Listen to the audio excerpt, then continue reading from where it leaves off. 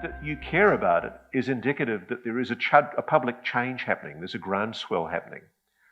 Do that. Your vocal people write letters. People don't write enough letters. I teach my daughters to write letters to complain about things, and they think it's very old-fashioned, but then they've got free things as a result, so then they've realised it's quite good.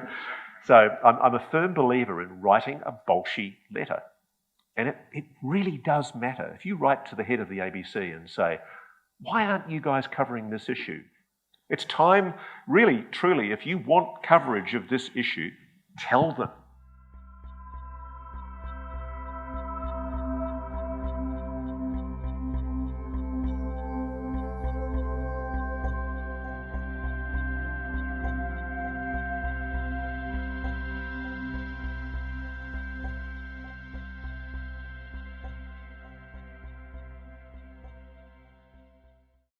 Hello. Hi, thank you so much for everything you're doing. Just a quick question in regards to the non-human intelligence. Do you know what form it's in, and can you tell us? I do.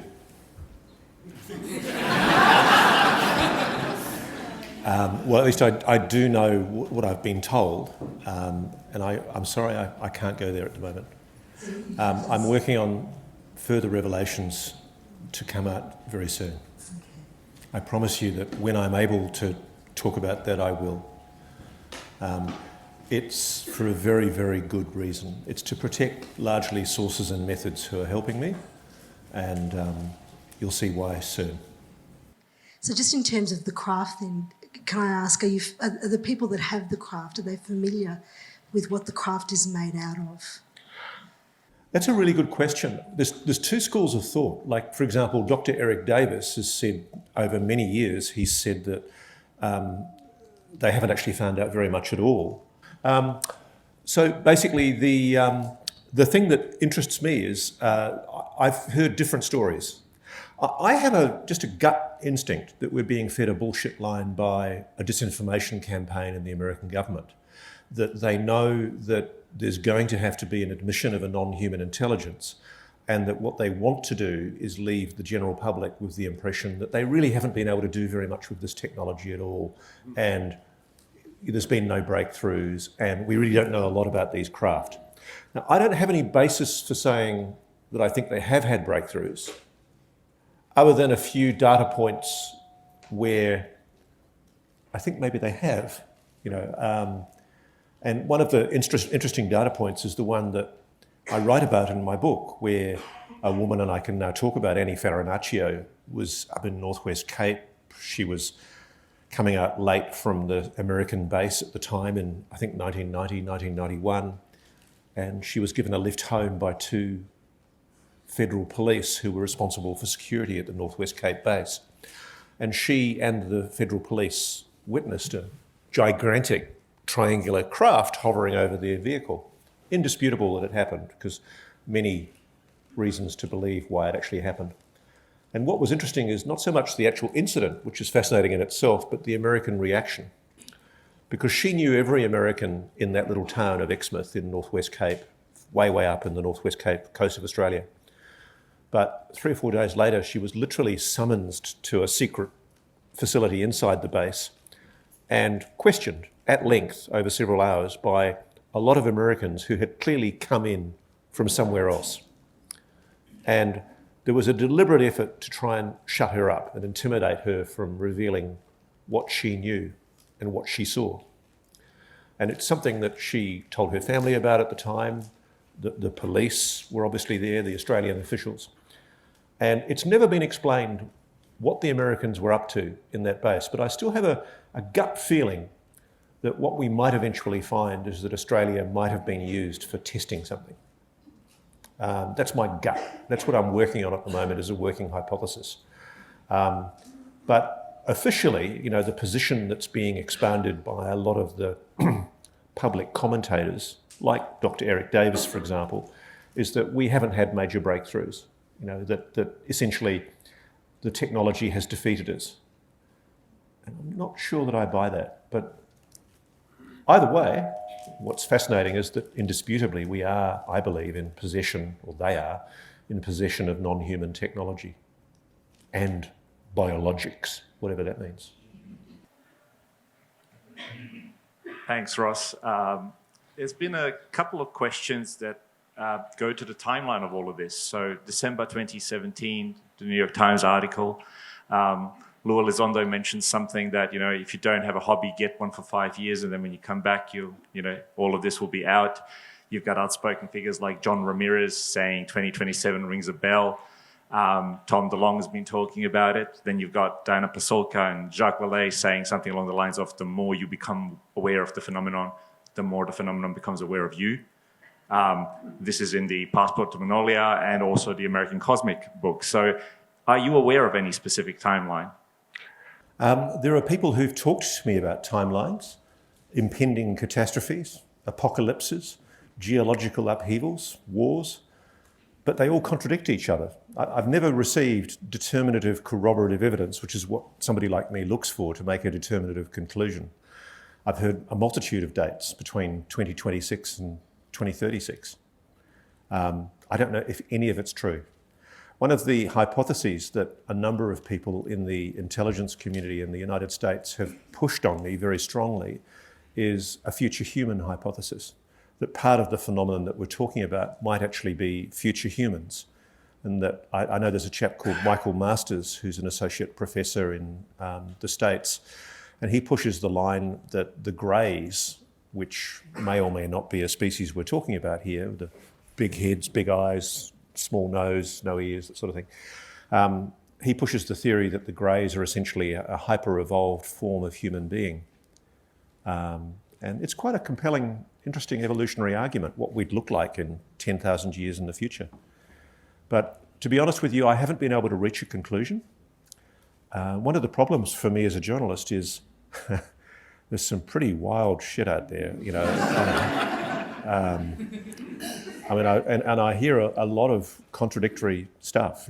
People will declare to me the world is about to end in 2026 or 2036, or there is a catastrophe, there's going to be a nuclear war and there'll be only a few survivors. And frankly, I'm not seeing enough to make me feel that I'm confident that I can say it, which is why I haven't said it. I'm not being declarative here, and if anybody goes away and says Ross Coulthart said, I'll kill them. Because it really is. Part of the problem is I'm only ever as good as my sources, and I've been very privileged and in fact quite humbled. I was literally just then scrolling through messages from I still just find it amazing these people talk to me, and I feel entrusted with something that is really important, and it's why I keep on looking over my shoulder, waiting for somebody from the legacy media to catch up, because I just can't believe, in light of the absolutely categorical admissions that have been made before the US Congress, put to one side for the moment the speculation about whether Mr. Grusher is or isn't telling a truthful story. Dr. Sean Kirkpatrick, the head of ARROW, probably the least likely person to want to talk about the reality of UAPs, has actually admitted to the Congress that there are anomalous metallic spheres being seen all over the world doing extraordinary things. That's a quote from him.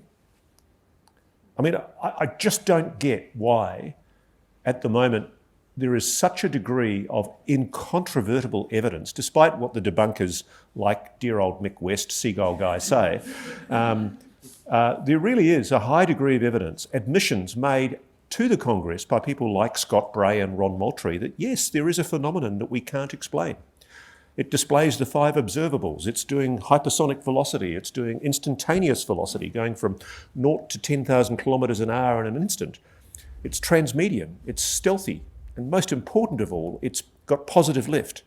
It's showing some kind of anti-gravitic propulsion that we don't have, that we can't explain to known terrestrial science. And so that's what I do know, and I try to deal with what Rummy used to call the known knowns. And the simple fact is, we know for sure there is a phenomenon. We know it's displaying things, anomalies that we can't describe. And actually, I think there's a 6th observable, and that's slide 9. If anybody wants to read my book, I talk about slide 9, which is a phenomenon that was described in a slide, a briefing slide to an Undersecretary for Defence by people from the ATIP program, where they described that the phenomenon is capable of remote disassembly of machinery. It's capable of psychotronic manipulation. It can actually get inside our heads and alter our perception, make us see things differently from what we are seeing. So one thing we have to take into account here is that when we're talking about technology, when we're talking about objects, it's actually been described to me that maybe what we're seeing is something that is incapable of being manipulated by human beings because it's derived from consciousness. Maybe there's a consciousness interface that we need to understand about how this technology works. Or maybe it's not even a technology. There's a great story Jacques Vallée tells of a woman driving in her Citroën car with her two little girls in the back, and they're playing with a Polaroid camera, and there's a clear glass roof in the car, and the little girls look up and see a spaceship, literally a gigantic hovering spaceship over the car. They take a photograph with the Polaroid camera, and Jacques got a copy of it. And all you see is not a gigantic hovering disc, the mum saw it as well. What you see is a tiny star-shaped object. So is the phenomenon projecting to our perceptions? Is whatever it is trying to wake humanity up and make us engage with it and understand it and detect it and be aware of it? Is it slowly sensitizing us to its existence by presenting itself to us in ways that it thinks we can understand as technology? Is that why, for example, when little children at Medjugorje, God forbid anybody here is Catholic and thinks I'm insulting the Vatican, but I mean, maybe what they saw was a projection by some non-human intelligence, and it represented itself to them as the Mother Mary. Maybe what people saw in the book of Ezekiel in the Bible, the spinning wheels, the orbs, maybe that was the way that it presented itself as a phenomenon to people back then when they had no knowledge of technology such as we have today. So I preface everything I say here by saying a lot of the people who've actually looked at this technology, they're baffled by it. I mean, I know Bob Lazar's talked about fibre optic cables, but not a lot of the people I've spoken to have. They're not describing technology as we understand it. It's clearly something constructed. It's clearly something technological, but it completely baffles and bewilders the people that have described it to me. So I just caution that when we're talking about technology, maybe what we're talking about here is something that's screwing with our perception. Maybe what ETs, UAPs are, maybe there's a more fundamental mystery here about human consciousness. You know, I raised during my speech about the two central questions, what happens to us after we die and are we alone in the universe? Maybe those two questions are linked. And what if what we think of as UAPs is some kind of AI or some kind of hyper-consciousness that's ever-present, sentient, godlike? I mean, you think about it. Most major religions, fundamentally at their heart, aren't they talking about a non-human intelligence? What is God? It's not a human, is it? So why is it incompatible for us to think about religious belief and whether or not what we're talking about is, rather than it just being a simple technology, maybe it's some kind of hyper-sentient, hyper-advanced intelligence that represents itself to us as technology. And maybe that's why we're having a bugger of a time trying to back-engineer it. Do you think there's some government fear, and this is left field, based on Orson Welles and his radio play in the 30 and the aftermath of that with the public? Firstly, I talk about the Orson Welles book. You know, that's a myth, that there was a public panic. It was an invention by tabloid media who were pissed off that Orson Welles' story did so well. So they made up this beat-up story that Orson Welles' radio program was irresponsible and reckless and that it scared people, because this was the War of the Worlds. And rather than saying this is a science fiction story, he presented it as a news story and scared the willies out of a lot of people, according to popular myth. Well, there's been a book written more recently that says that didn't happen. And frankly, I think it's insulting to the idea of us as human beings. A lot of people say to me, oh, the ontological shock, and that's the standard explanation, that we would be so confronted by this confronting adjustment to our own reality to learn about the existence of a non-human intelligence, that oh, petty you can't be told about it. What a load of cobblers. I think we're ready for it. I mean, seriously. I mean, it's abundantly clear to me, my co-host of my vodcast, Bryce Zabel, he did a science fiction series that was the precursor to X-Files called Dark Skies. And I tell a story in one of my vodcasts of how he and his co-host of the Dark Skies program, Brent Friedman, were approached by mysterious men from Navy intelligence who turned up offering to tell them how to tell the story properly of how aliens take over human beings. They don't stick a ganglion down your throat, they just do it psychotronically. And Bryce and Brent say categorically that they were approached by people in Navy intelligence offering to help put truth into their sci-fi program. And so, frankly, we've been being prepared for the existence of a non-human intelligence in our popular culture, whether we realise it or not, by the Defence Department and by the intelligence community for much of the last 50, 60 years. There's been a very deliberate, and I've been quite struck, I've spoken to people in Hollywood who've told me how their films have been in part supported by the Defence Department or the intelligence community, and the condition of getting, say, the support of the Defence Department for a fleet of Black Hawks is in return for that, you agree to run a particular line in your film. And I find it fascinating that we're clearly being manipulated and made aware of a particular line about a non-human intelligence, whilst at the same time we're being told that it's all bunkum and BS and we really shouldn't take it seriously. And that's why I think this whole idea of there being an ontological shock that means that we can't deal with this idea, that we're not ready for it, that our religious beliefs might be so confronted by it, I just think it's a load of BS, I really do. Yes. Thank you. Ross, so many questions. and you touched on slide 9, and I actually have it here on my device. And in a little grey box down the bottom, it says, what was considered phenomena is now quantum physics. I have that on my wall. What was considered phenomena is now quantum physics. Which leads me to my question, and that is, when you see someone like Sean Kirkpatrick sort of highlighting that, you know, this is an unknown, when they're classifying phenomena as quantum physics, is this the catch-all term that he's using to then just sort of go, there's nothing to see here, we already know what it is? Look, I don't want to reflect badly on Sean Kirkpatrick because until very recently, he's been operating out of the office of USDI, the Office of the Undersecretary for Defence, Intelligence and Security, a guy called Ron Moultrie. And frankly, if there's a Dark Lord, if there's a Voldemort who's presided over the cover-up, Ron Moultrie's one of them. And frankly, he needs to be held to account and publicly named and shamed because he has been a hindrance to the disclosure of what the Defence Department really knows. And it's funny, I actually I did a bit of a take on ARRO the other day because nominally they're the public face of the Pentagon soliciting the public to provide information about UAPs. And I did a broadcast saying, well, we're a year now into ARRO, there's no phone number, there's no email address, and there's no website. And they've done one tweet since 2022. And into my inbox came Dr. Sean Kirkpatrick's email, which is very naughty of whoever sent it to me. But I thought, well, this is great. So I wrote Dr. Sean Kirkpatrick an email saying, Dear Doctor, I promise you I will not be providing your email to anyone outside of this conversation, but I would like an interview. And, basically, can I ask formally for an interview? And, I can tell you that a lot of people are telling me that I've done the wrong thing by you and being so critical of you.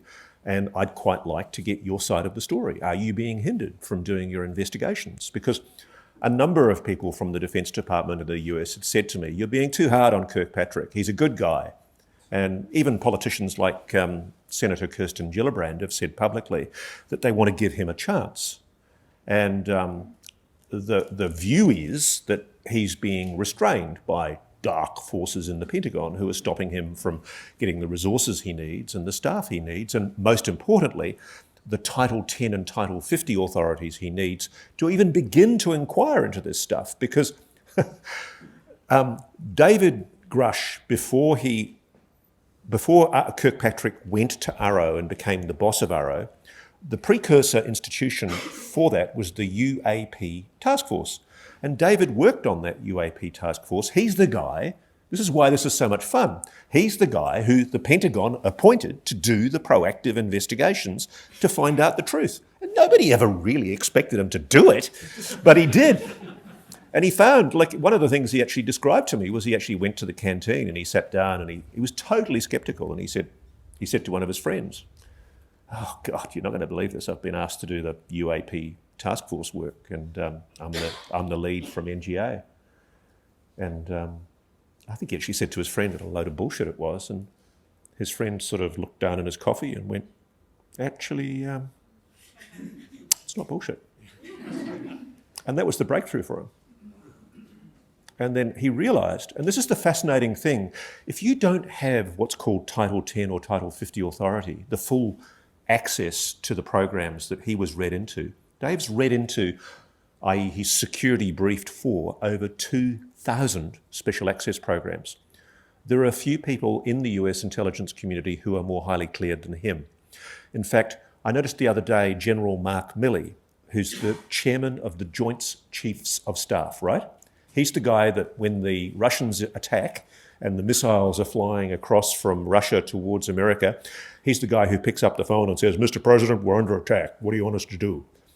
And it really struck me as fascinating the other day because General Milley came up and told a newspaper, I think it was the Washington Post or the Washington Times, that as far as he was aware, he'd never been read into any crash retrieval reverse engineering program. So the first thing I did was I rang one of my sources and I said, "Seriously, you're telling me that the general, the chairman of the Joint Chief of Staff is not read anywhere?" He's not read in. Now you think about that. David revealed in his interview with me that there is a protocol in place. This is why this is also absurd. It's written in place in a legislative agreement commissioned between the Russians and the Americans that if a UFO is seen, there's a protocol in place for how to deal with a UFO. It's written into their international agreement. They talk about UFOs in an international agreement with the Russians. Who says UFOs don't exist? I mean, it's ridiculous, this silly game of hiding this stuff. And so imagine this. Imagine if General Mark Milley is woken up in the middle of the night and NORAD is seeing UFOs but misinterpreting them as ICBMs. This is why this matters. This is why it's a national security issue and an absolute outrage that senior leadership in both the Congress and the Pentagon and the intelligence community are not all read into this stuff. Because I think General Mark Milley is telling the truth when he says he doesn't know about this. And Admiral Tom Wilson, the guy who investigated and discovered the existence of a crash retrieval program, no doubt at all that happened. These are the so-called Wilson notes, the Wilson memo, or the Eric Davis notes. Another great chapter in a fantastic book called In Plain Sight. Tom Wilson was the J2. He was the guy who did the intelligence briefings for the chiefs of staff in the United States. What are the implications of this? That if somebody sees a UFO, we're meant to know the difference so that the generals don't have to be told that there are UFOs? I mean, the national security implications of senior officials in the US government not knowing that that might not be an ICBM, that might be an intelligently guided craft operated by a non-human intelligence. And we know this because there are protocols in international treaties between the Russians and the Americans to govern exactly this issue. So why, if you're worried about why people are talking about this as a national security issue, that's one of the reasons. God forbid if we launch weapons against Russia because we think it's an ICBM, but it turns out to be a UFO. Because that's very nearly happened on both sides. And this is why that protocol was created in the international treaty. So this is the thing that I found amazing when I first started talking to Dave, that a 34, 35-year-old guy could be briefed into stuff that the chairman of the Joint Chiefs of Staff, that the J2 briefer for the JCS isn't briefed into. It's the arrogance and the hubris of the people who have concealed this program illegally and probably criminally from Congress that is the central issue here. This is why this matters. And this is why Congress is really wound up about this. This is why, at a time when America both sides of politics are at each other's throats. What's the one issue that they've found unanimity on? UFOs. I mean, this is why this is so important. And this is why the failure by the legacy media to acknowledge this is so important. I really want to applaud Farah Thomason from The Age, by the way, who wrote a great piece in The Age yesterday, the Australian national newspaper for our friends overseas, one of the main Australian papers. She just did a straight piece of reportage about the fact that Congress is now talking seriously about UAPs. And you contrast that with the leadership of supposedly great masthead newspapers like the New York Times and the Washington Post, which I've written for. You know, it's not that scary working for those papers. They have a very thorough, rigorous checking process. And I know this story would have passed their process. But there is something hindering the legacy media from engaging with this issue and understanding it and taking it seriously. I don't think it's a coincidence that it's the national security reporters that are failing to report this stuff. Because having been there myself, I know that if you upset the Defence Department and write stories that they don't like, you don't get invited back to the briefings. And that's the way it works. Journos are frightened of covering this story because they know they won't get invited back for the briefing about the next story that they want to drop. And so this is how, for years, they've been able to control this issue. And the incredible thing, the thing I find just absolutely gobsmacking, is the realisation on my part to realise that a 34, 35-year-old guy can be briefed into something that even the president doesn't know. It's just incredible to me when these are anomalous objects moving in our airspace at tens of thousands of miles an hour, often alerting alerts, including through Pine Gap. And we pretend like it's not happening.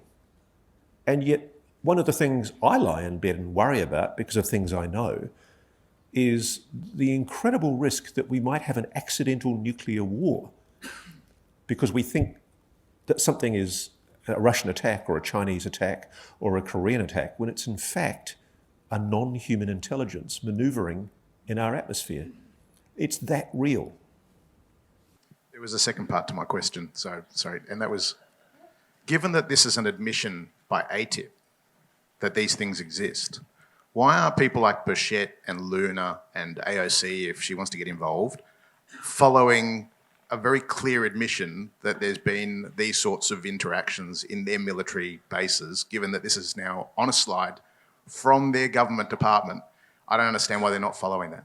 Can you shed some light on that? Because that seems to be one of the most obvious... Well, the Luna one is interesting. Okay, so Luna is somebody who's perceived to be on the right in American politics. And she was part of a trio of congressional representatives who were going to a Florida base, the Eglin Air Force Base, a few weeks ago. And Luna and Tim Burchett are, I think, both on the Oversight and Accountability Committee. But this is how the game's played, because they were with a guy called Matt Gaetz, who's much more on the right of US politics, but who's also, I think, on the Armed Services Committee, the HASC.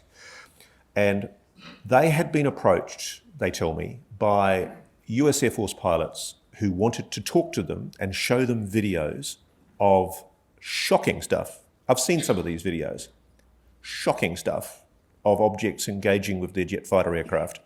Not classified, because they've shot it on their mobile phones in their cockpit because they were so pissed off that the Air Force was telling them not to talk about it, or sorry, the Navy was telling them not to talk about it, that they took their phones up and just started photographing it. And then they contacted their MPs, their representatives, and basically said, can we show you this? So Gaetz, Luna and Burchett literally went down to Florida, went onto the base, and then the base commander, a brigadier general, declined to give them access to talk to the pilots, breathtaking arrogance, and declined to let them see the videos. And there is now, I mean, if anything was calculated to insult a member of the House of Congress, it's a brigadier general, a jumped up little tin ass in a uniform, telling one of the members of an oversight committee that they're not allowed to see something that pilots want to raise with them as an issue of safety, national security. Well, fuck them. And I can tell you I can tell you Luna is pissed. Watch this space. Thank you very much for all the information. I think you're a massively intelligent man, and I can't believe how much information you hold in your head. So this is not an intellectual question. It's more of a personal. Since your involvement in this topic and how you've slowly over the years become more and more entangled in this space and suspiciously had contact and information sort of just fallen on your lap and people whispering things to you. Have you experienced threats on your life or been ever put in a compromising situation where you are tried to be quietened? Before I answer this question, can I just say one of the things that I wished, I took a photograph earlier because there's a radio station in St. Louis the other day that interviewed me in the States at drive time. So it was multi-millions of people were listening. And the host decided to have a go at me and say, why don't women have an interest in UAPs? You know, why is it just guys? And it's really interesting. I'm looking around this room here, and women are well represented, and it fascinates me.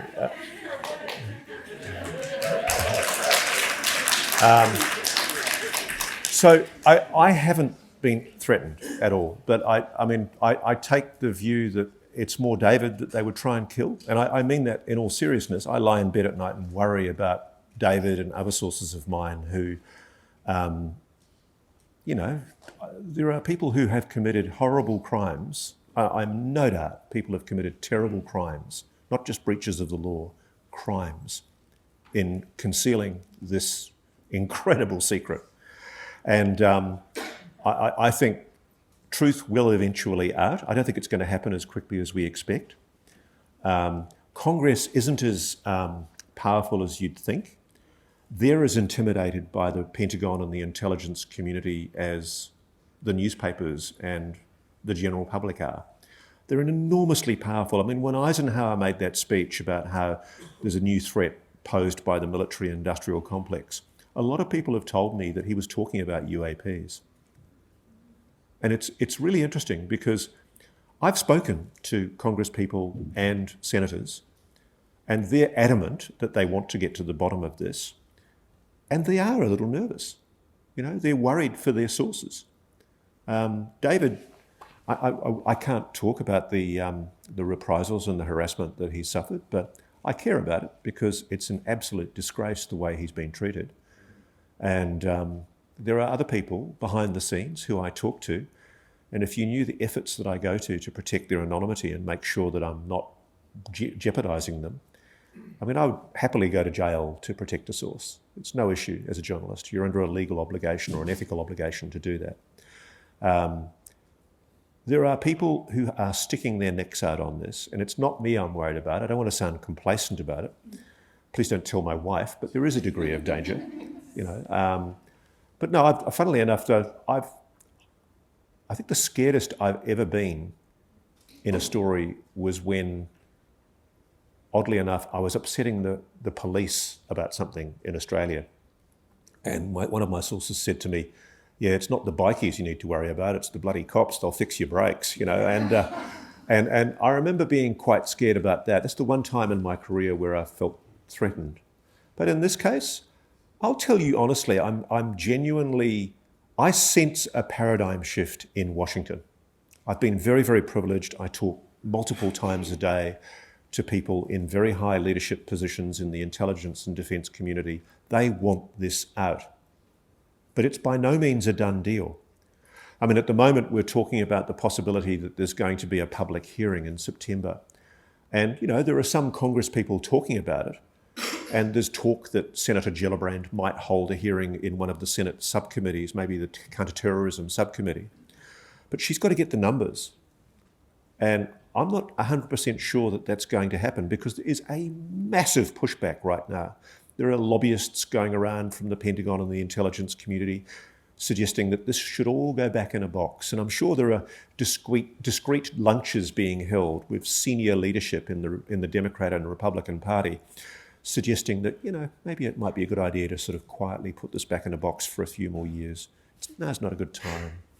That's the way it works. So I'm not so worried myself about threats. I'm worried for my sources.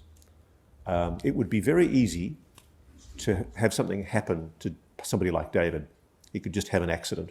Well, that's the suspicious thing, is that they will go to great lengths to shut civilians up who have even the slightest experience, but someone who has access to potentially a whole lot of other people who is whispering in your ear has not been, I guess, confronted or tried to be quietened, which leads me to my next question, and this isn't a personal stab, it's just, how do we know that you are not an FBI asset?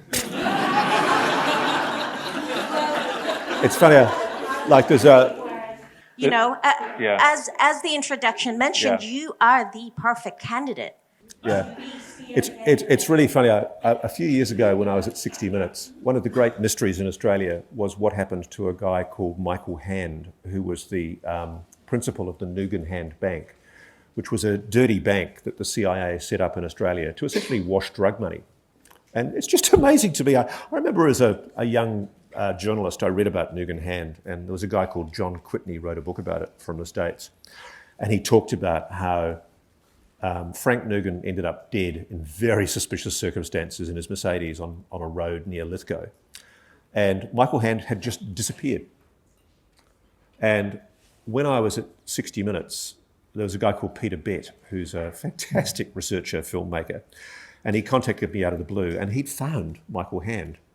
And so, much to the CIA's annoyance, we tracked down this guy that they'd given a completely new name and hidden in a little town in Idaho, and he was making combat knives, which I found quite hilarious. And we did a doorstop where we confronted him on television. And the whole idea of me being a CIA agent, you're not the first person to suggest that. I'm kind of flattered, but I can tell you, I would never pass the positive vetting for the CIA. It's funny, I recently had to help with a positive vet for somebody, and they'd said to me, look, I'm giving your name as a referee. And I said, you're giving my name? I said, because I did a story for Four Corners on ASIS, the Australian spy service, back in 1994, and we really annoyed ASIS. And I'm sure I am on a dartboard in ASIS, and I'm sure I'm on the CIA's dartboard. So it's very funny. I'm always kind of flattered that people suggest I might be an intelligence asset because, you know, my problem? I can't keep my mouth shut.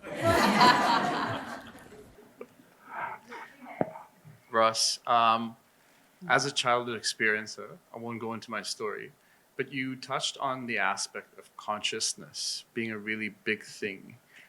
So my question to you is, do you think that some of these UFOs or UAPs may actually be living? Yeah.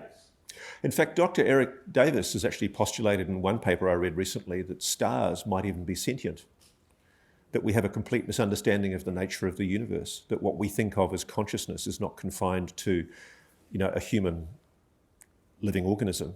There are some really interesting ideas in quantum physics. I mean, what I found really fascinating is with a source, quite often I've gone over to America and eventually got to sit down and meet these people.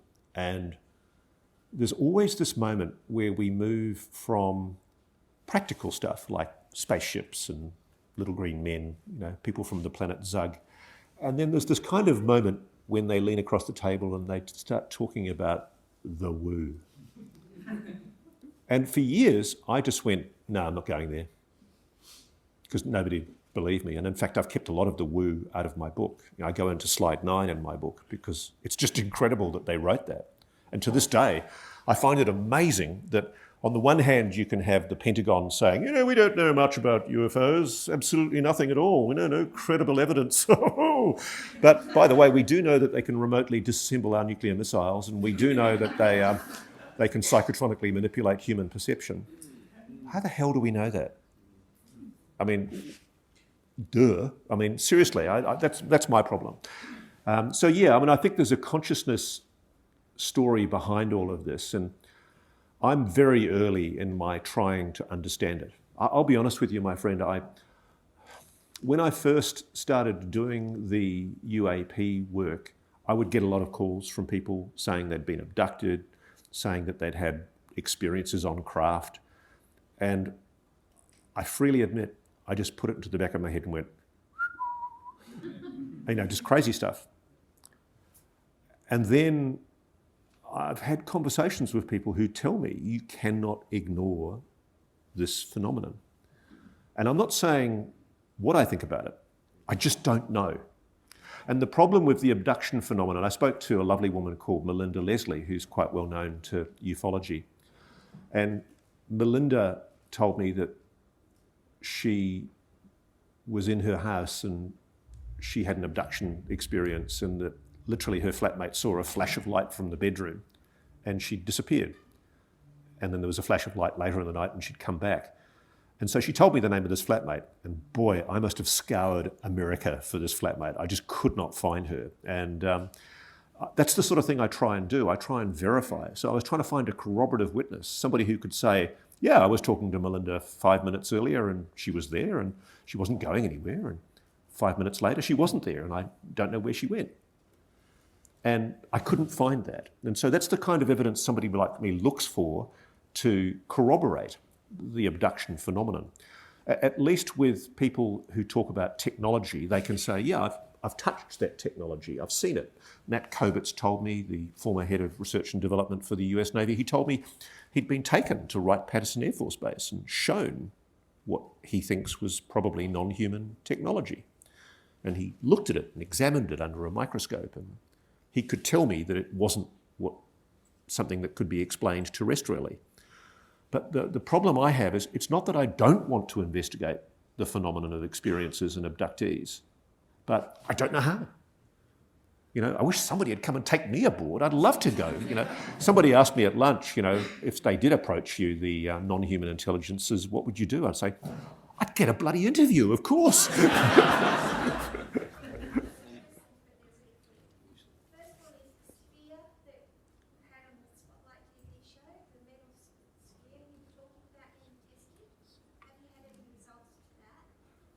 Oh, the sphere, yeah. Oh, right, yeah. The second one is about the balloons in America. Have you heard any word of what they shot down? The third one is your last episode you ended with Watch Donald Trump. I'm sorry, I didn't get that last one, sorry. Your last episode of Need to Know, you said Watch Donald Trump. Oh, yeah. Those are great questions. I think that mic needs adjustment because it's not working. So firstly, the spheres. So in a Need to Know, it was a Need to Know episode. There was a guy called Jim Marlin, who's Willie Nelson's former band manager. And quite apart from the fact that he smoked an enormous amount of dope and was the coolest guy I've met in a very long time, Jim had this crazy story that he literally was, he was at the home of a well-known rock star in the mountains, and there was this pile of spheres lying on the ground, and his rock star friend told him that they'd literally been sitting on the back porch the previous night, and a craft had literally dropped them into the forest, and they think that the house was so hidden in the forest, whatever it was didn't realise that there were humans there. Anyway, one of his mates said, you can take one of these spheres. And Jim claims, and I have to admit we did see anomalous stuff with this sphere. Jim claims that this sphere does things, that it moves around on its own account. And more importantly, there's a history of such spheres going back to the 1970s, a family called the Betts family in Florida. And the so-called Betts sphere used to wobble around the house and literally sort of go around chairs and then come back again. And it was like their pet, but it was a sphere. And I heard about this guy called Jim Marlin from a guy called Patrick Jackson in the UK who studies these spheres. Patrick has made a study and written a book about these spheres that he believes are some kind of non-human intelligence that is purportedly protecting the planet from unfriendly NHIs. And it's a fascinating book. I commend it to you. Patrick Jackson, I've forgotten the name of the book, but Quantum Paranormal. And anyway, Patrick said, you've got to go and meet this guy, Jim Marlin. And so we put this into our story, and it was really funny because while we were there, it started moving around the house. And I'd got my phone and I'd measured the floor to make sure that the floor was completely level. And literally it's under its own power moving around the house. And anyway, I rang Professor Gary Nolan because I knew Gary had an interest in this area. And Gary has access to a materials science laboratory, really high-end lab, because a lot of people have said to me, why don't you just cut this thing open? Jim won't let me. It's his pet. He doesn't want it destroyed. But more importantly, people have tried to cut these things open and they haven't been able to cut them. There's no visible seams, no way of opening these things. They're literally just a big, heavy 40-something pound sphere. And so we had this thing where basically Jim didn't want to let go of it because what happened with the Betts family in the 1970s was media had filmed it, literally moving around the house under its own power. Then the US Air Force came, took it away for a while, and it came back and it was inert. It wasn't doing anything anymore. And the family think that what they were given back was something different from what they gave the Air Force. And look, it is clear, I can't say a lot, but it is clear to me from my conversations with people, they know what these spheres are. They're real, whatever they are. And all I can tell you, ma'am, about the metallic sphere that we got is it is being investigated, but for very good reasons. I'm not revealing anything about where it is, who's got it, and what's being investigated. But watch this space. On the balloons, we're talking here about the balloons in February, the Feburary shootdowns. Now, to give you some official response on this, I think a very senior defence official was just recently quoted in the newspapers as saying that there was nothing alien or extraterrestrial about these shootdowns, about the objects that were shot down. And I thought that was a very interesting comment because the information I have is that 2 of the objects were indeed prosaic. They were just mundane objects, probably weather balloons. But there is an abundance now of sources, including a guy who literally lives at the end of the road in Alaska where this object was encountered by an F-22 jet. There was definitely a missile fired at an object which was described as looking a little bit like a giant tic-tac, funnily enough, that something was seen to fall off that object, but even though it was hit with an AIM missile, which is the top-of-the-line air-to-air missile, the object kept on going. And I've put this to different people in defence and intelligence, and I've been told that yes, the Alaska object was anomalous. And anytime I try and get a response from anybody on an official basis, they run 100 miles an hour. But you might notice that nobody has given a report back to the American public or the world about what it was that the US, for the first time in the history of NORAD, they shot something down over North America. That's an historic event. And yet we haven't been told, neither has America, the full story of what those shoot-downs involved. I'm told 2 of them were prosaic, but 1 of them was anomalous. And I mean, I'm happy to be proved wrong, but it would be very, very interesting to see an explanation from the White House. And I just think it's very conspicuous that we haven't had a response. Moving to the third point that you asked me about why I said watch Donald Trump. Donald Trump's in a corner right now. He's been criminally charged. He's been indicted for very serious criminal charges. I've been told by 3 sources now that Donald Trump was briefed as president in early 2020 into what I'm talking about today. I'm told that he was given a qualified briefing, not as much as other presidents have been told, about the crash retrieval reverse engineering program. And he's indicated as much to his son, Don Jr. In the run-up to the November election in 2020, President Trump told Don, I think it was in August, that his son actually said something goofy like, "Oh, Dad, tell me about what about Roswell? You know, everybody talks about Roswell, Dad." And Trump, it was obviously a set-up question, but Trump said something like, "Yes, that's very interesting, and there's a lot I'd like to talk about there, but maybe I'll leave that one for later." Or he basically ducked the question. Trump has been briefed. And interestingly enough, so has Obama. I had a bit of mischief with Obama because when I was doing my research for my book, one of the things that fascinated me was that there had never been, until 2011, any presidential statement about UFOs, aliens. No president had ever put out a statement as to whether or not we're being visited by extraterrestrials. And in 2011, the White House science advisor, on behalf of the president, made an official statement in response to a public petition stating that, you know, as far as the US was aware, there was no evidence of contact with extraterrestrial life on this planet. And I wrote in my book that this is a statement that the President Obama may very well one day live to regret.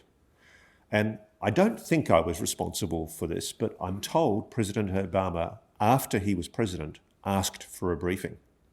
And people don't realise that presidents are entitled to the same degree of security briefing as the incumbent president, apart from Donald Trump, of course, who's kind of blown it recently.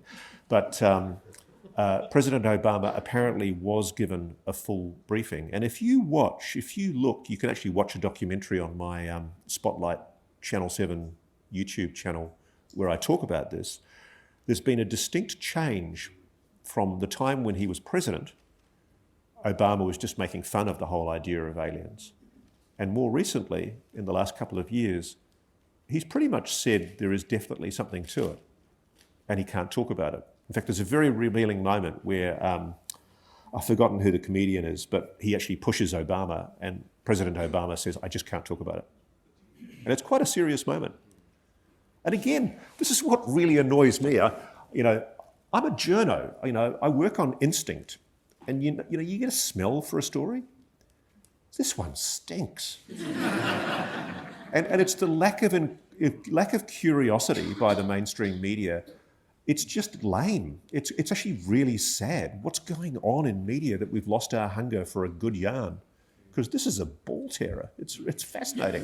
Is there anybody here from the mainstream media? Own up.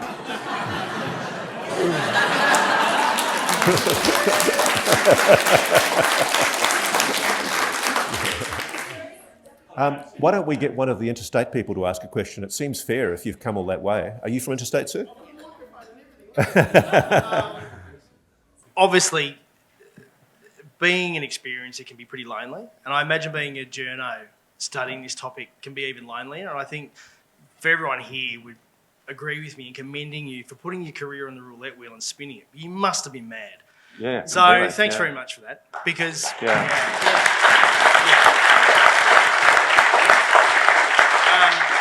to legitimise this, and we've already seen the change, being able to talk to people that aren't interested in this. And I've seen this in my life change from a fringe topic to a community that bickers on Twitter, and now I feel like it's becoming a movement.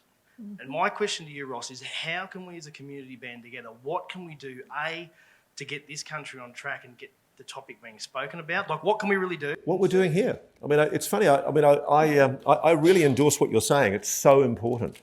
And I think, frankly, I know, because I've been on the receiving end of them, when somebody writes a snotty letter to a TV public affairs show and says, "Why aren't you reporting this issue?" Especially if you write a letter. Don't write it as an email. Don't just ring. Write a letter. If like everybody in this room was to write to, say, ABC Four Corners and say, why is Four Corners not doing, as the nation's flagship current affairs program, why is Four Corners not doing an investigation into UAPs? I mean, I've got mates there. I respect the show. It's a great show. I used to work there, and I'm proud that I worked there. But if any of the senior management of that show was sat here in this room, they'd probably have that kind of giggle factor towards the subject of UFOs, because there is this residual stigma that I find just shocking, that is what needs to be overcome. And I was talking the other day, you wouldn't mind if I mentioned his name, Adam Crichton, who's a correspondent in Washington for the Australian newspaper. And I'd let Adam know that I was doing the Grush story, and I said, look, there's a huge intelligence story coming up in Washington, DC, and I don't think he quite believed me. And then when Washington literally exploded with the Grush story, he was on the phone to me going, "This is amazing, why?" And he's now thinking about doing a yarn about it. And one of the issues, I think, is, I'll be honest, I've done a degree, I've probably done a doctorate in ufology in the last 5 to 7 years, And somebody said earlier, I have a lot of information in my head. I do, and you've got to, because a lot of the information I have, I don't want to write it down, because if I do, it might get seen. And the thing that worries me is this is the biggest story ever. As Senator Marco Rubio said, either there are a lot of people at a very, very high level in US intelligence who've gone stark raving mad, or this is one of the most important stories in human history. And paradigm shifts like that take a while. I mean, I was a national security correspondent for the Sunday program at Channel 9 when the Iraq War happened. And I was getting briefings from our intelligence service preparing us for war. You know, literally, it's the way it works. You get invited to select little briefings and you're told, yes, chaps, absolutely sure that Iraq's got WMDs. You know, this is terrible. We're sending our boys in to stop these weapons from being developed, and it's absolutely essential we stop Saddam Hussein from using chemical weapons or nuclear weapons. It was all bullshit. It really was. We were being lied to. And the CIA knew we were being lied to, but they wanted to go to war. It's a reprehensible moment in human history. And media was complicit with that. Business, that's all it is. They make money out of it. Well, maybe. But the simple fact is, you, the public, have power, because ultimately what Washington listens to, what Canberra listens to, is you, the voter. And believe it or not, a letter written to a Minister of Defence or a Prime Minister saying, this matters to me, it matters to me because ... It really matters if this starts becoming part of the forefront of the national conversation. And it's funny, I saw yesterday that Representative Mike Gallagher, who's been a very outspoken member of Congress, he's in Canberra at the moment for AUKUS. And so I'm trying to figure out a way of getting down to Canberra before he leaves with a camera crew, just to doorstop him, to ask a question about UAPs, because Greg Pritchard from the ABC interviewed him yesterday as I was at the airport watching it on TV in the lounge. And I was waiting for him to ask a question, and I was on the phone to David Grush, and I said, oh, Mike Gallagher's in town. And he went, anybody's asking about UFOs? And I went, no. He said, why? Why don't people ask about this stuff? And there's incredulity in Washington from people I talk to at the lassitude, the languid attitude of the media to this issue. You've got now, on the public record, multiple intelligence officials, a former DNI, Director of National Intelligence, John Ratcliffe, the current DNI, Avril Haines, I think her name is, have all basically indicated that there is an explanation here that is possibly non-human. There's multiple former CIA directors who've indicated as much. I talk to people in intelligence who say as much to me privately all the time.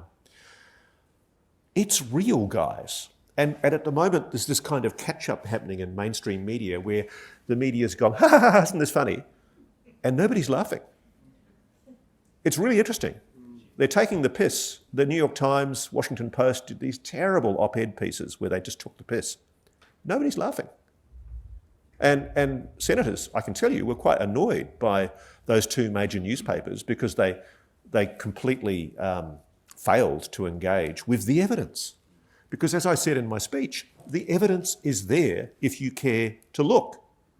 And ultimately what it involves is you've got to do your degree in ufology to actually understand it. But when you do understand it, it's like, why did we not look at this all these years? And to be fair to the media, you know, I sat with an editor of a reputable publication a few weeks ago, and I gave him my spiel about UAPs. I was actually pitching another story, but he said, gee, well, why aren't we doing these sort of stories? And then I actually said to him, I said, well, are you prepared to commission a freelance article from me explaining that? And nothing happened. And so there is I think there is the beginning of a change, but paradigm shifts take a long time. And I can tell you, for me, it's taken me 7 years. I mean, really, the moment I was with a guy called Scott Carlin and my co-host of my vodcast, Bryce Zabel, when David Grush did the interview, and we did the interview in a hugely secret location in Los Angeles, and we were terrified the bloody men in black were going to come through the door any moment. So David had done counterintelligence on his on his movements. You know, we were all going separate routes to the location, and we got there, and all the film crew were told, under no circumstances talk about this. It's going to be out in a few weeks' time, but please don't even tell your mum about it. And they were all fantastic. They were good. Because I really worry. This is such a big secret. What David Grush he's done is so momentous. He's put his life on the line for humanity to reveal what I think is the biggest secret ever. And he copped this week the most awful snide attacks, because the poor man suffered post-traumatic stress during the war. And some idiot journalist, I've forgotten his name, some little dweeb, basically tried to insinuate, even though he kept his security clearance, he tried to insinuate using anonymous sources that he shouldn't have been allowed to keep his security clearance. I mean, really? That's the best they could do?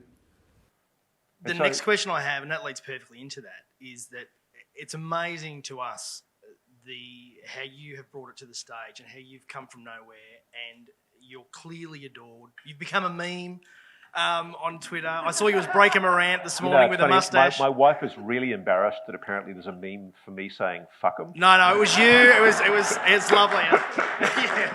Yeah. When I get you to sign my book later, I'm going to make you write that in the cover. Yeah. No, you were breaking a rant. You had a wonderful mustache, which I'd love to see you grow.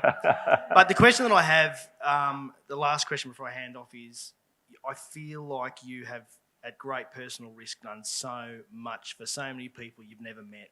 What can we seriously do? I imagine that the books and the podcast isn't fiscally rewarding, and you're taking so much personal time and personal risk to do this. How can we as a community support you and through research, through money? What can we do? You could tell some bloody producer in television to hire a journo who's interested in making a documentary series in investigative journalism about this issue. How do we seriously band together and make that happen? Just write a letter. I mean, ultimately, TV people make television programs that they think you want to watch. So you get the Kardashians because that's what they think you want, okay? So basically, if you want an investigative TV series with rigorous, objective investigative journalism, tell them that, and they'll give it to you, and I'll be asked to make it. I mean, really, that would be the best gift for me, like right now. I am emotionally exhausted, mentally exhausted. Every day I wake up, I have over 500, 700 new emails in my inbox. I've never, ever had a response to a story like I've had to this one. I can't begin to keep track of the volume of information. And a lot of good people have offered to come in and help me do it. But the problem I have as a journalist, because I have to protect sources, I can't let somebody else look at confidential information. If somebody from a legacy program contacts me, they want to talk to me. And oh my God, I was almost in tears the other day because some guy had written me a really angry email, and it was headed "fucking idiot." And it was because I hadn't responded to his message. And I just emailed him and I said, "I'm really very sorry, I am an effing idiot." And it's basically, I haven't had time. I apologize. But the thing that I feel so strongly is even the fact that all of you have so kindly come to listen to me on a Saturday afternoon when we should all be watching the Matildas, the fact that you care about it is indicative that there is a public change happening. There's a groundswell happening. Do that. You're vocal people. Write letters. People don't write enough letters. I teach my daughters to write letters to complain about things, and they think it's very old-fashioned, but then they've got free things as a result, so then they've realised it's quite good. So I'm a firm believer in writing a bolshy letter. And it really does matter. If you write to the head of the ABC and say, "Why aren't you guys covering this issue? The Pentagon's admitted it's real. Why isn't a National Public Affairs program taking this issue to the Chief of Air Staff or the Chief of Defence Force and saying, why aren't you seeking a briefing?" If as our friend Grant Levac, who's here in the room, has asked the Defence Force, have you sought briefings? No. Well, why not? If the US says this is a flight safety and national security issue, why doesn't Australia? We lamely follow them on everything else. Why aren't we following them on UAPs? It's time, really, truly, if you want coverage of this issue, tell them. Because I feel powerless. I'm basically a freelance journalist with not much of a career in journalism at the moment because I'm doing this story about UAPs. Hi, Ross, over here. Just in regards to Hillary becoming the disclosure president and Trump being read in, Obama being read in, could you explain how that, was it Milley, before you mentioned the guy who is going to call... General Mark Milley, yeah. How they have not been read in, if... I rest my case. Why on earth weren't they read in? But when you say not been read in, they've got to know probably unofficially that there's something going on. Or do you even think that they don't know? You know, I am amazed. It's a very, very good question. I am amazed at the people who've told me that they were not read in, and then they learned about this almost by accident. And that's what happened to David Grush. Literally, he had a conversation with a mate of his in the canteen, poo-pooing the idea that UFOs existed. And his mate kind of goes, that's literally how it happened. I mean, you have to understand, one of the things that really shocked me was that I was talking to people like Nat Kovitz, who was literally, whilst he was read in, there were people he introduced me to who told me that they'd been asked to look at technology, something that was constructed, and the way compartmentalization works in security, you're just told, figure out this widget. Don't ask us any questions about it, but figure out how it works. And imagine being a materials science scientist and you're looking at something that is built, as one describes to me, at the atomic level. Literally layers of atoms. They can see that it's been layered in a way that we just cannot do. So they know it's been fabricated in a way that humans don't know how to do yet. That's the sort of technology we're talking about. When will there be a skiff? Now, this is a point I really want to emphasise. Mr. Grush has already given evidence in a skiff. Yeah. And indeed, I was actually talking to David about this the other day. I said, have you responded to Nancy Mace, the representative who asked you that question about hostile and friendly witnesses? And he went, because Dave's pretty mysterious at the best of times, he went, oh, yeah. So, yeah, I mean, something's going on. The interesting thing to me about this is I've never, because when I've done a lot of stories in the US Congress, and the hilarious thing is normally the Democrats and the Republicans are at each other's throats. The weirdest sight in that public hearing the other day was AOC, what's her name, Alejandra Ocasio-Cortez, who's on the left of the Democrat Party, sitting in the same room and not trying to kill Tim Burchett, my good friend from Tennessee. You know, God damn it, we've got to get the secret out. It's cover up. You know, I just love the guy, you know. He's just such a lovely, cornpoke, simple guy who is determined to get to the truth. And the fact that you've got a coalition of people on complete different spectrums of US politics who are all saying, yep, damn it, there is a cover-up and we're going to expose it. That's why I'm optimistic. But the problem I have at the moment is I'm waiting for the big hitters like Senator Kirsten Gillibrand. And that's something you could do. Anybody here who wants to write a letter to Senator Kirsten Gillibrand, the Democrat senator for New York who sits on the House Intelligence Committee and a number of the key oversight committees in Congress, anybody just writing letters, it's an incredibly powerful thing to be a representative or a senator or an MP in Australia and to get letters and letters and letters and letters in your inbox saying, this matters to me, this matters to me, this matters to me. Because after a while, they start listening.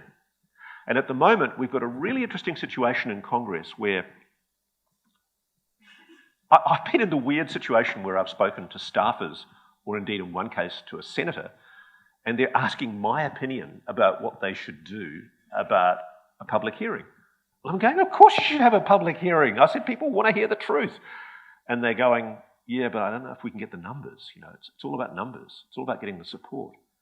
And meanwhile, while they're thinking about that, behind the scenes, you've got these lobbyists, millions of dollars being poured into lobbyists who are going around taking senators out for lunch saying, you know, it would be jolly convenient for us if this UFO stuff could just disappear for a while, you know.